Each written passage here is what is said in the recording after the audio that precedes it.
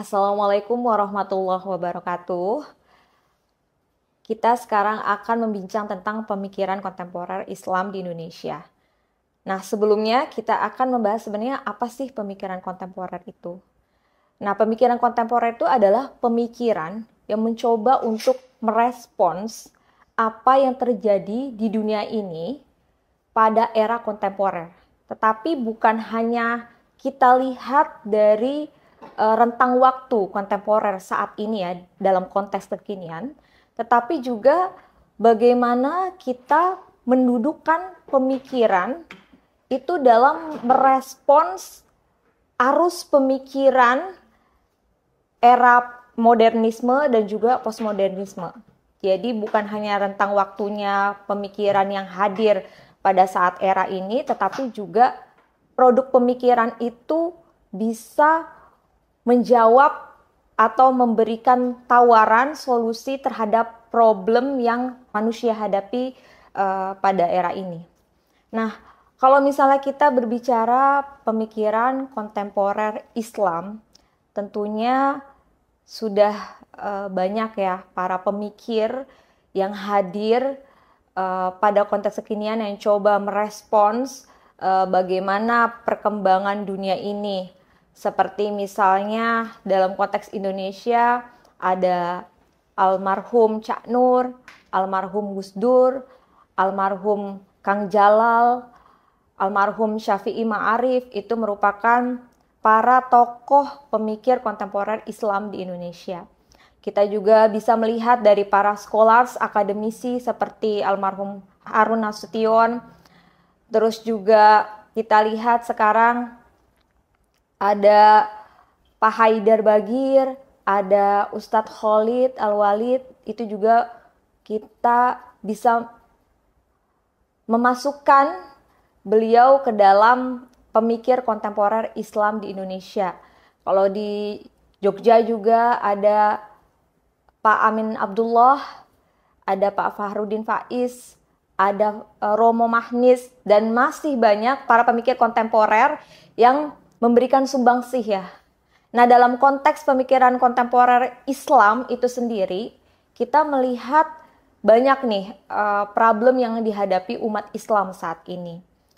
Mungkin kalau menurut saya yang masih pembelajar ini, pembelajar yang fokus terhadap pemikiran kontemporer Islam di Indonesia dan memiliki latar belakang belajar filsafat Islam di STAI Sadra, menurut saya para pemikir kontemporer Islam di Indonesia itu mungkin masih memfokuskan pada beberapa isu mainstream ya, seperti misalnya bagaimana mendudukkan pemikiran yang terbuka, moderat, sekularisme misalnya, atau pluralisme misalnya.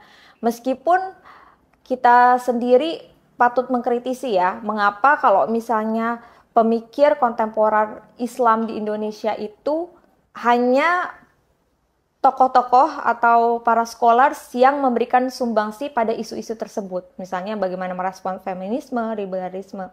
Nah, kalau saya melihat kita perlu ada suatu pemikiran atau tokoh yang lahir memberikan warna baru selain merespons tantangan-tantangan yang kita hadapin tadi, tapi tentunya perlu kritis gitu terhadap isme-isme yang sedang menjadi menghegemoni gitu dalam arus pemikiran di dunia saat ini, seperti yang isme-isme yang tadi saya sebutkan. Karena menurut saya yang terpenting bagaimana tokoh yang lahir itu bukan hanya sekedar merespons, tetapi bisa memberikan tawaran pemikiran yang orisinil, otentik, dan mungkin nantinya saat era ini sudah bergulir begitu cepat dan nantinya kita tidak tahu ya ke depannya kita akan menghadapi, umat manusia itu akan menghadapi tantangan seperti apa gitu. Itu pemikiran tersebut tuh tidak lekang oleh zaman gitu. Jadi tidak hanya bisa diimplementasikan atau menjadi solusi bagi pemikiran saat ini di dalam konteks kekinian ini, tapi juga bisa long lasting gitu. Misalnya saja kita lihat ya, apa yang belum dibahas oleh para tokoh itu, misalnya terkait dengan perkembangan teknologi saat ini begitu cepat, masif, perkembangan AI, perkembangan media sosial yang tentunya ini patut kita apresiasi, tetapi di satu sisi juga kita perlu mengkritisi itu dengan pendekatan-pendekatan ilmu yang ada. Misalnya dengan menggunakan pendekatan filsafat, kita bisa menggunakan etika, bagaimana melihat perkembangan AI, perkembangan teknologi nuklir, atau misalnya perkembangan media sosial lah yang paling terkena dampaknya. Sehingga pemikir kontemporer Islam ini bisa memberikan tawaran solusi seperti apa nih nantinya. Kita bisa berdamai gitu loh, menggunakan perkembangan teknologi itu secara bijak, tetapi perlu kritis juga gitu loh. Nah, ini yang patut dipikirkan, bagaimana mendudukkan ini secara filosofis. Kita lihat juga, kita bisa menggunakan secara dari sudut pandang tasawuf juga ya, atau irfan, bagaimana sesungguhnya relasi antara Tuhan, manusia, dan juga alam itu bukan sekedar relasi yang selama ini dibahas gitu loh dalam arus pemikiran, tetapi bagaimana nih alam ini bukan hanya alam ansih, tetapi alam juga sudah memiliki posisi yang sejajar gitu loh. Jadi udah alam tidak semata dilihat sebagai alam semesta itu sendiri, tetapi bergandengan atau berjalan beriringan dengan perkembangan teknologi.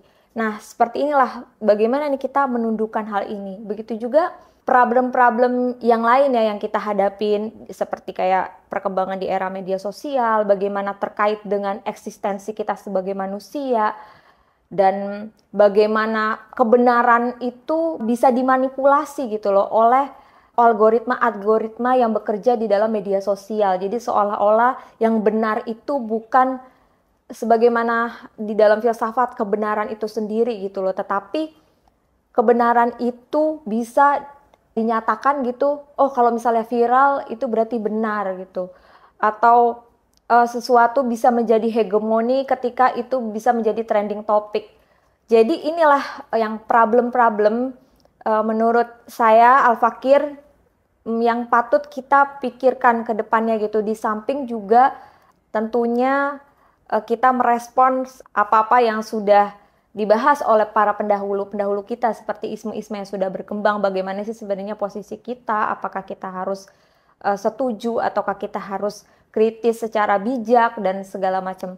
Walhasil mungkin ini menjadi PR kita bersama, tentunya bagi para scholars dan para generasi muda untuk memikirkan nih yang tadi saya sudah tekankan gitu sebelumnya. Saya garis bawahi bahwa kita perlu sebagai orang yang, kalau scholars ya tentunya terlalu berat ya, kalau saya pribadi kan bukan seorang bisa dikategorikan sebagai scholars ya, tapi sebagai pembelajar di dalam arus pemikiran kontemporer Islam ini dalam konteks Indonesia, bagaimana kita mencoba memberikan warna baru yang bisa menjawab problem di era kekinian yang belum dibahas oleh para pendahulu-pendahulu kita, dan juga kita punya otentisitas di dalam pemikiran tersebut. Baik, semoga bermanfaat. Terima kasih banyak sudah mendengarkan pandangan dari saya Al-Fakir ini. Wassalamualaikum warahmatullahi wabarakatuh.